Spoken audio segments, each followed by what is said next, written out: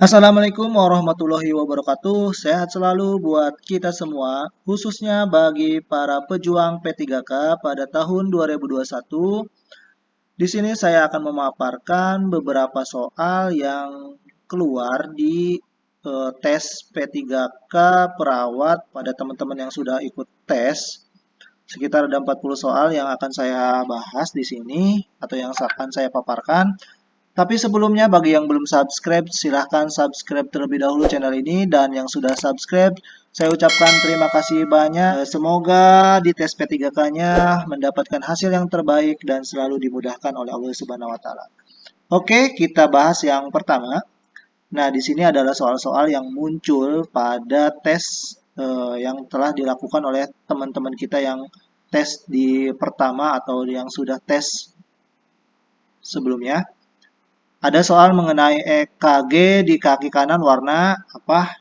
Lalu ada pasangan EKG di intrakosta 4 stertum kanan P. Lalu ada daerah bekas yang dilarang ditekan sesudah dilakukan injeksi, dilakukan melalui injeksi. Lalu ada nomor 4, kemiringan derajat injeksi 4. Dia jawabnya 25 derajat. Lalu nomor 5, sebelum memasukkan makanan ke dalam NGT harus diaspirasi. Tujuan aspirasi ini untuk apa? Lalu nomor 6, tahapan sebelum memasukkan makanan melalui NGT. Lalu nomor 7, jika Anda mengajarkan cara mencuci tangan kepada anak-anak di sekolah, berapa langkah cuci tangan yang diajarkan? Nah, ini ada optionnya 4, 6, 7, dan 8. Silakan dijawab sendiri. Lalu ada alat pelindung muka dari percikan, ada A, face mask, lalu ada masker, ada Google, ada apron. Ini adalah soal-soal yang muncul katanya di soal-soal P3K kemarin. Lalu ada jika HB 7,0, tindakan apa yang dilakukan? Dia jawabannya transfusi darah. Lalu nomor 10, seorang pasien koma sudah mengalami amputasi 7 hari lalu. Dia baru sadar hari ini, kita sebagai perawat harus menjelaskan yang A, menjelaskan tindakan ini sudah sangat diperhitungkan dan perlu dilakukan. Yang B, membantu pasien fokus ke pemulihan dan menyemangati. Dan C dan D, dia lupa tapi jawabannya ngawur. Katanya seperti itu. Lalu ada nomor 11, jika Anda menemukan pasien cedera kepala di jalan, bagaimana memindahkan pasien tersebut? Lalu nomor 12, resusitasi jantung paru dihentikan jika A, tanda kematian sudah muncul, B, pasien tidak bereaksi, C, napas belum muncul, dan D-nya dia lupa. Lalu yang ke-13, kapasitas vesika urinaria. Lalu yang ke-14, posisi tubuh pasien wanita jika dilakukan kateter. Ini saya tidak tahu ya, ini istilah-istilah dari kesehatan. Berikutnya, nomor 15. Jika ada pasien yang akan dilakukan pemasangan obat suppositoria, pasien sudah mengatur posisinya, apa tahapan selanjutnya perawat? A, perawat membuka plastik obat, memasangkan koin jelly. B, memasukkan dengan tangan kanan jari tengah. Dan C, D-nya dia lupa.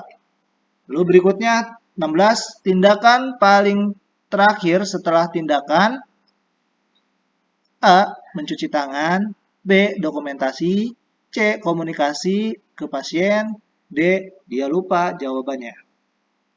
Lalu yang nomor 17, untuk menghindari infeksi nasokial, tindakan mencuci tangan dilakukan saat A, keluar dari ruangan pasien, B, sebelum keluar dari ruangan pasien. C dan D-nya dia lupa lagi.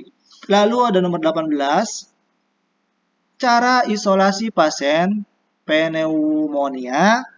A. Harus di ruangan pintu tertutup. B. Boleh bersebelahan dengan pasien lain. C. Boleh digabung dengan pasien lain.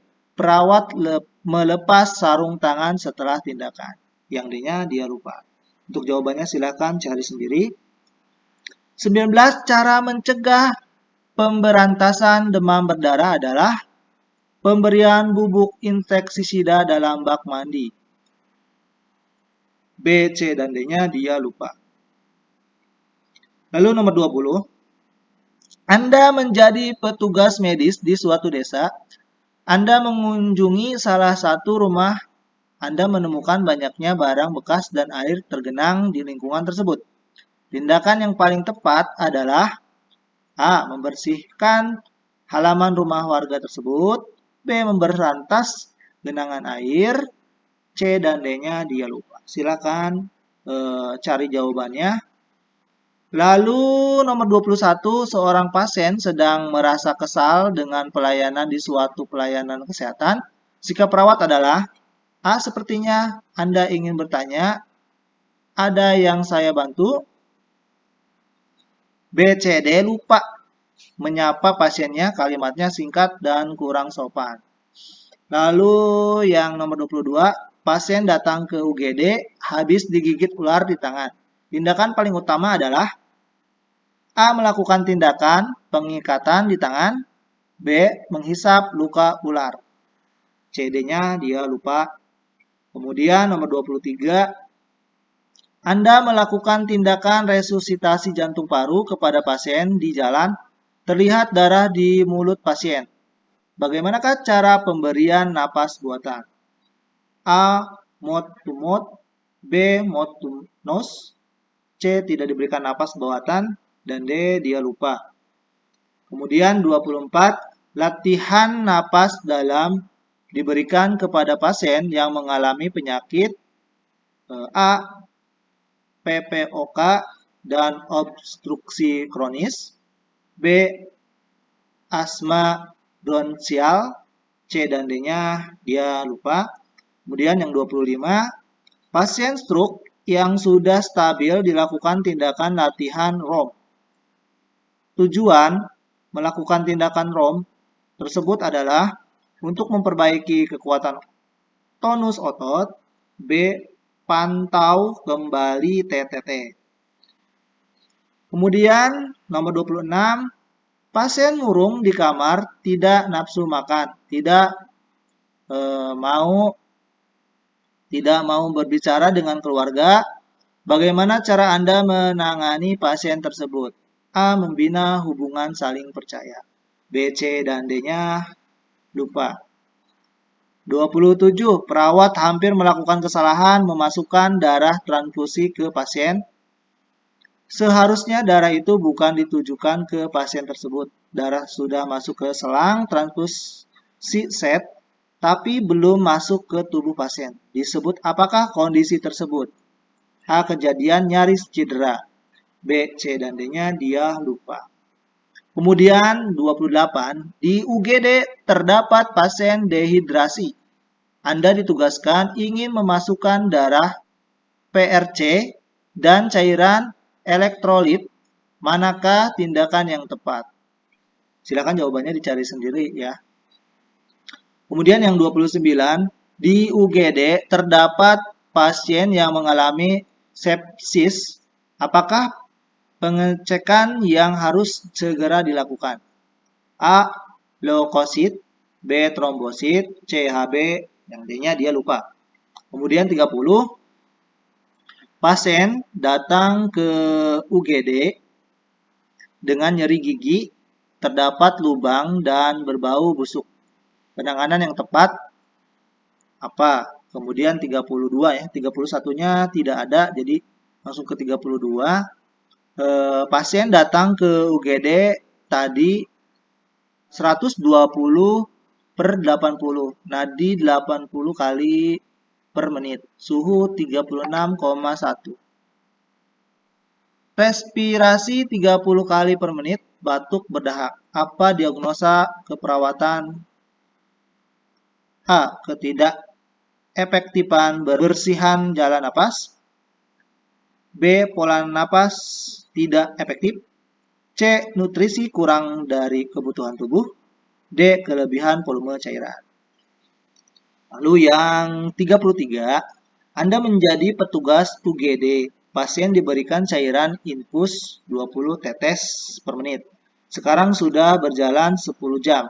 Anda melakukan operan ke rawat inap. Berapa sisa waktu cairan infus tersebut habis? Lalu 34, aktivitas latihan untuk paru. Itu push up, pull up, C dan D-nya lupa. Kemudian 35, pasien datang ke UGD, diare, BAB cair 5 kali, nadi 100 kali per menit, tensi 90/60, suhu 36, infus 20 TPM. Yang dimaksud output adalah A. BAB, B. Cairan infus, C dan D-nya lupa. Kemudian yang 36, cairan infus untuk dehidrasi itu cairan elektrolit, cairan kristaloid, C dan D-nya lupa. Lalu 37, saya baru ingat ada soal katanya tentang nyeri tekan pada MC Borneo. Lalu ada juga soal yang nyeri pada usus buntu. Untuk 39, itu menentukan masalah liver SGOT SGVT. Lalu yang terakhir yaitu 40, penanganan pada inkontinensia urin, pemasangan kateter, B. Terapi latihan menahan berkemih. Nah, ini adalah 40 soal yang dirangkum berdasarkan teman-teman tes P3K perawat yang sudah tes terlebih dahulu. Nah, sampai di sini pemaparan saya. Jika memang ada kekurangan, mohon maaf, dan saya juga memberanikan diri untuk menge-share soal-soal yang mungkin sudah keluar di tes sebelumnya.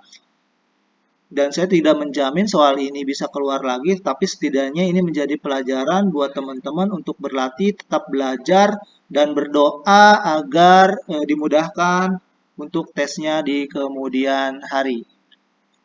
Assalamualaikum warahmatullahi wabarakatuh.